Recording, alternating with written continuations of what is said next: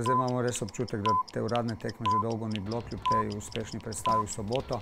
Vidim fante, da so pridobili energijo, o kateri smo govorili mogoče še v nekih dneh predtem, da je mogoče malo zmanjkala. Vidim, da so dobri. Mlakar za to prvo srečanje vprašljiv. Klinarja ni te dneve na treningu. Tu upam, da bo nared, da bo Lev jutri šel z nami na pot. Šuler se je vrnil, to pomeni Šuler je odtreniral. Milec še ni v redu. To je dejansko res, da nas čaka neka tekma, katera mogoče nima povezave s prejšnjimi, vendar po drugi strani se nas nasprotnik zaradi tega sigurno boji.